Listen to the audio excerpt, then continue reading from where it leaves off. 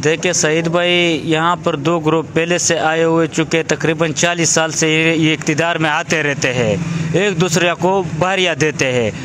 तो हमारा इलेक्शन, हम पहले भी इलेक्शन लड़ चुके हैं, हम 2 बार इलेक्शन, ज़िले मेंबरी का इलेक्शन भी हम लड़ चुके और MPA का इलेक्शन भी लड़ चुके और अभी तहसील महर का इलेक्शन लड़ रहे हैं। हमारे ज़हन में एक ही नुक्ता है कि हमने खिदमत करना है आवाम का। पहले भी हमने खिदमत किया हुआ है, इंशाल्लाह अभी भी करेंगे। इनके जितने हकूक़ है, अगर हम पास हो जाए तो इनके हकूक़ हम यहाँ ले आएंगे।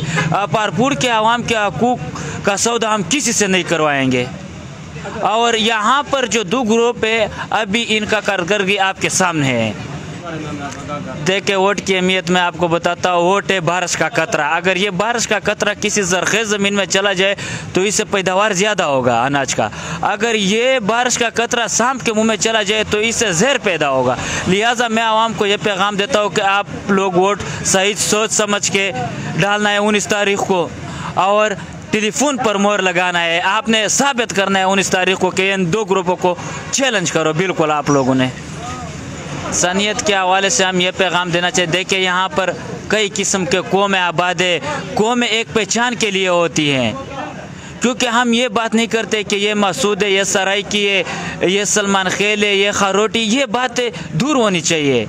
हम मुसलमान हैं, हम आपस में भाई भाई हैं।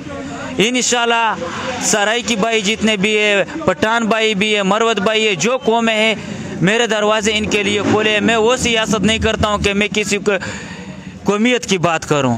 सब कौमें मेरे लिए बराबर है। देखिए सईद भाई, वो PTI पूरे मुल्क में फेल हो चुकी है। आपको कर की झूठ पर मबनी पार्टी है, झूठ की PhD इन लोगों ने करवाई है। तो यहाँ पर एक बात ये है कि पहले दिन से ये झूठ में मुब्तला है। अभी PTI का जो कैंडिडेट है हमारे मुखालिफ कामरान शाह, इनके जाल में लोग नापन से यहाँ गली और इनके लालच भी दे रहे हैं कि हम गली बनाएंगे, हम ट्रांसफार्मर देंगे, हम तरक्की काम करेंगे, 6 महीने के बाद सेटअप हो जाएंगे, सब मसले हल हो जाएंगे। ये झूठ है।